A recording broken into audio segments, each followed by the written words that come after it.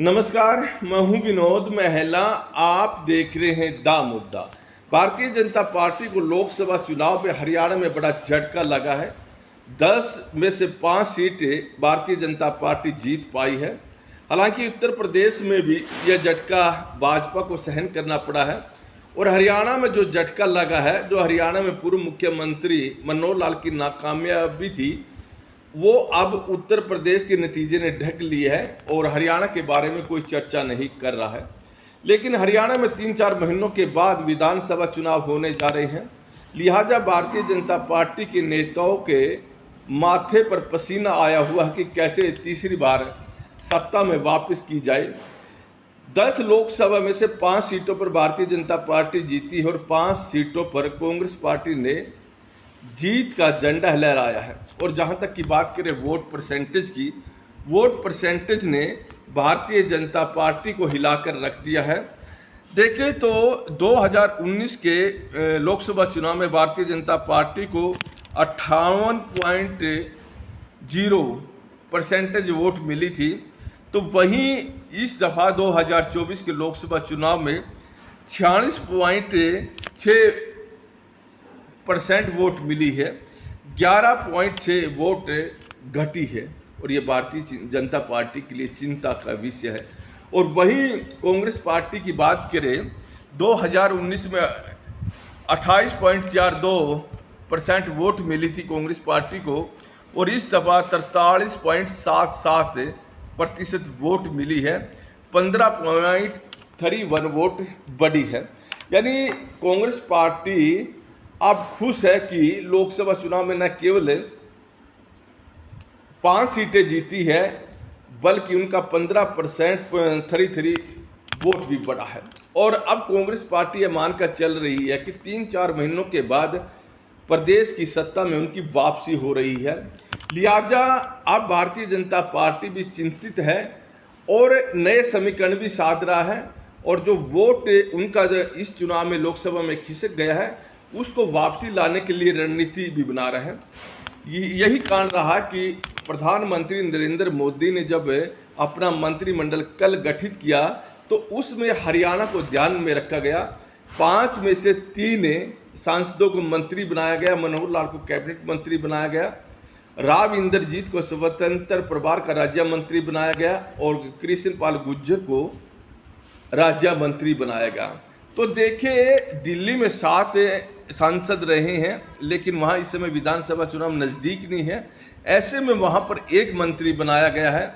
और हरियाणा की बात करें, 5 में से 3 मंत्री बनाए गए हैं और इसलिए बनाए गए हैं कि हरियाणा में विधानसभा चुनाव होने जा रहे हैं और इसके जरिए जातीय समीकरण साधने का प्रयास किया है। पूर्व मुख्यमंत्री मनोहर लाल को कैबिनेट मंत्री बनाया गया और 20 साल बाद करनाल को केंद्र के कैबिनेट मंत्रालय में जगह मिली है। पहले आईडी स्वामी मंत्री हुआ करते थे, राज्य मंत्री। तो देखें, यहाँ मनोहर लाल को मुख्यमंत्री जो रहे हैं, उनको कैबिनेट मंत्री बनाकर जो पंजाबी समुदाय हरियाणा के अंदर शहरों में बहुत ज़्यादा है और इस दफ़ा शहरों में पंजाबी समुदाय हो या दूसरे वर्ग के लोग, उन्होंने भारतीय जनता पार्टी को वोट दी है। इन समुदायों को साधने के लिए मनोहर लाल को कैबिनेट मंत्री बनाया गया।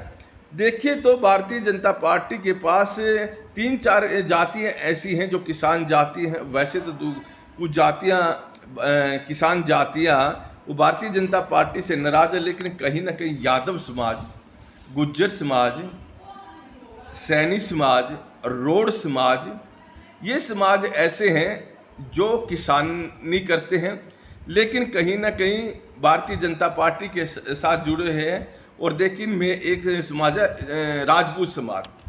तो नायब सिंह सैनी जो सैनी समाज से आते हैं, मुख्यमंत्री हैं। लिहाजा मुख्यमंत्री बनाकर नायब सैनी को सैनी समाज को साधा गया है और सैनी समाज ने 2014, 2019 के लोकसभा और विधानसभा और 2024 के लोकसभा चुनाव में भारतीय जनता पार्टी को वोट दिया। इसी तरह यादव समाज ने भी भारतीय जनता पार्टी को तीनों चुनाव में वोट दी है। और धर्मवीर जो चुनाव जीते हैं भिवानी महेंद्रगढ़ सीट से, वहाँ 4 विधानसभा ऐसी हैं जहाँ पर यादव बहुल वोट ज़्यादा है और वहाँ उन विधानसभाओं में भी कांग्रेस ने जहाँ रावदान सिंह को टिकट दिया था कि यादव समाज की वोट कांग्रेस पार्टी पर आ जाएगी, लेकिन यादव समाज ने रावदान सिंह को वोट भी नहीं दिया और धर्मवीर को वोट दिया और वहां से सांसद बनाया। तो देखिए, तो यादव समाज भी खुलकर भारतीय जनता पार्टी के पास आ रहा है। इसी तरह देखें तो कृष्णपाल गुर्जर जो मंत्री बनाए गए हैं, गुर्जर समाज भी भारतीय जनता पार्टी को वोट दे रहा है। और इन जातियों को साधने के लिए भारतीय जनता पार्टी ने राव इंद्रजीत को तीसरी बार मंत्री बनाया, कृष्णपाल गुर्जर को भी मंत्री बनाया। हालांकि हरियाणा सरकार में भी कंवरपाल गुर्जर मंत्री है। तो देखे, भारतीय जनता पार्टी की निगाह इन जातियों पर रही है। तो रोड समाज को ज़्यादा महत्व अभी तक नहीं मिला और इसी तरह से राजपूत समाज को भी। हालांकि हरियाणा सरकार में राजपूत समाज का एक अभी अंतिम समय में मंत्री बनाया गया है। और रोड समाज ने करनाल और कुरुक्षेत्र संसदीय क्षेत्र में अगर भारतीय जनता पार्टी को जो जीत मिली है वो रोड समाज की बदौलत मिली है। तो यहाँ पर हिम्मत सिंह को हरियाणा कर्मचारी चयन आयोग का चेयरमैन जरूर बनाया है, लेकिन रोड समाज संतुष्ट नहीं है।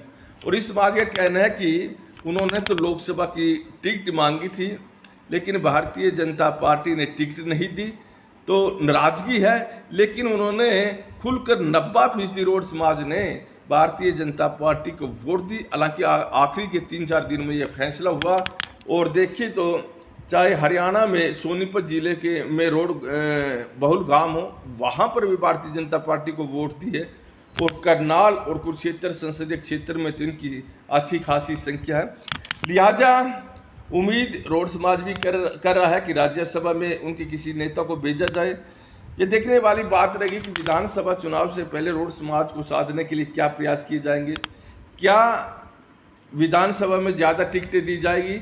अगर टिकटें रोड समाज को ज़्यादा दी जाती है तो निश्चित तौर पर भारतीय जनता पार्टी को इसका फ़ायदा मिलेगा। और कई ऐसी विधानसभाएं हैं जिन पर प्रभाव इस समुदाय का बहुत ज़्यादा है। तो देखिए, दूसरी ओर मुख्यमंत्री नायब सिंह सैनी ने भी जो SC और ST वर्ग को साधने के लिए प्रयास शुरू कर दिया है। जो गरीब तबका है, BPL परिवार के लोग हैं, उसको साधने के लिए प्रयास कर दिया है। नायब सिंह सैनी कल प्रेस के सामने आए और उन्होंने कहा कि देखिए, जो 20,000 ऐसे परिवार हैं पूर्व सरकार यानी कांग्रेस की सरकार में भूपेंद्र सिंह हुड्डा ने SC ST और देखे तो जो गरीबी रेखा से नीचे हैं, जिनके पीले कार्ड हैं, उनको 100 गज के प्लाट दिए थे, लेकिन उनकी रजिस्ट्रियाँ नहीं कराई गई और वहाँ जो पोजीशन भी नहीं दी गई। तो इससे वो लोग मारे मारे फिर रहे हैं। और अब 20,000 परिवारों को जिनको हुड्डा सरकार में 100 गज के प्लाट मिले थे, अब उनको रजिस्ट्रियाँ भी दी जाएगी और उन प्लाटों पर कब्जा भी दिया जाएगा। नायब सिंह सैनी ने यह घोषणा कर दी है और आज ये काम शुरू हो भी जाएगा। तो देखिए, दूसरा वो प्रेस कॉन्फ्रेंस में हाथ में संविधान लेकर आए। उन्होंने कहा कि कांग्रेस पार्टी हो या दूसरी विपक्षी दल, उन्होंने जनता को गुमराह कर दिया है कि अगर भारतीय जनता पार्टी की सरकार आएगी, संविधान में संशोधन करेंगे, आरक्षण खत्म करेंगे। ये भ्रामक प्रचार था। भारतीय जनता पार्टी ने कभी भी यह इच्छा जाहिर नहीं की कि संविधान में बदलाव करेंगे या फिर आरक्षण खत्म करेंगे। ये झूठा प्रचार था।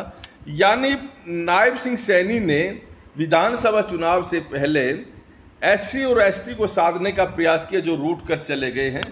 और उनका प्रयास यही है कि यह समाज विधानसभा चुनाव में उनको वोट दे, उनकी पार्टी को दे। हरियाणा में करीब 20-22% वोट SC और ST के हैं।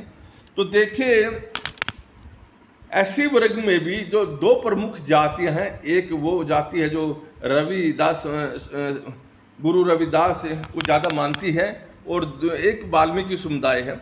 वाल्मीकि समुदाय ने भी भारतीय जनता पार्टी को अच्छा खासा वोट दिया, लेकिन इस दफा भारतीय जनता पार्टी से वाल्मीकि समुदाय भी चला गया। और देखिए, जो हम बात करें, कृष्ण कुमार को भारतीय जनता पार्टी ने राज्यसभा में भेजा था कि उनका समाज भारतीय जनता पार्टी को वोट देगा। और इसी के चलते ही अम्बाला से बंतो कटारिया को टिकट दिया था और डॉक्टर अशोक तंवर को सिरसा से टिकट दिया था। लेकिन इनके समाज ने भारतीय जनता पार्टी को इस दफ़ा वोट नहीं दिया। अम्बाला से भी हारे, सिरसा से भी हारे, और हरियाणा में देखें तो इस समाज का वोट कांग्रेस पार्टी को मिला है या गठबंधन को मिला। जैसे कुरुक्षेत्र में आम आदमी पार्टी का कांग्रेस का गठबंधन रहा है, यहाँ पर इस समाज ने वोट आम आदमी पार्टी को दिया है या थोड़ा बहुत वोट बहुजन समाज पार्टी के पास गया। और देखें तो इस समुदाय का जो झुकाव है वो हमेशा कांग्रेस पार्टी की तरफ रहा है। पिछले 2014 में मोदी लहर में निश्चित तौर पर इस समुदाय ने वोट दिया और 2019 में भी दिया, लेकिन 2019 में जब विधानसभा चुनाव हुए थे तो यह समुदाय कांग्रेस पार्टी के साथ चला गया था। इनका प्रेम प्यार मोह कांग्रेस पार्टी से ज़्यादा दिखता रहा है। हालांकि अब भारतीय जनता पार्टी का प्रयास यही है कि इस समुदाय में सेंधमारी की जाए। इसी के चलते वाल्मीकि समुदाय के, दानक समुदाय के किसी भी नेता को लोकसभा का टिकट न देकर इसी समुदाय को 2-2 टिकट दी, एक राज्यसभा में भेजा। लेकिन भारतीय जनता पार्टी ने जो सपना देखा था कि यह समुदाय उनको वोट देगा, इस समुदाय ने वोट नहीं दी। और जिस तरह से इस समुदाय का रुख बना हुआ है, ऐसा लग रहा है कि जिस तरह से जाट भारतीय जनता पार्टी से नाखुश है और जाट समुदाय भारतीय जनता पार्टी को हराने के लिए काम करता है, यह समुदाय भी जाट समुदाय के साथ मिलकर, मुस्लिम समुदाय के साथ मिलकर भारतीय जनता पार्टी के खिलाफ इस चुनाव में वोट दे चुका है। और उम्मीद की जा रही है कि यह समुदाय इसके रुख को देखते हुए कि ये कांग्रेस पार्टी के पास 2024 के 3-4 महीनों में जब चुनाव होंगे उनको वोट देगा। अभी तक धरातल पर यही सच्चाई है। हालांकि भारतीय जनता पार्टी का प्रयास अब यही है कि इस समुदाय में सेंधमारी की जा सके, इस समुदाय को फिर वापस भारतीय जनता पार्टी के साथ जोड़ा जाए। लेकिन कहीं ना कहीं जो जट सिख है वो भारतीय जनता पार्टी के साथ से दूर चला गया है किसान आंदोलन के चलते। और किसान आंदोलन के चलते जो भारतीय जनता पार्टी को सबसे ज़्यादा नुकसान हुआ है वो जाट समुदाय में हुआ है, जट सिख समुदाय में हुआ है। हालांकि आज भी यादव समाज, गुज्जर समाज, रोड समाज, सैनी समाज और राजपूत समाज, ये समाज भारतीय जनता पार्टी के साथ खड़े हैं।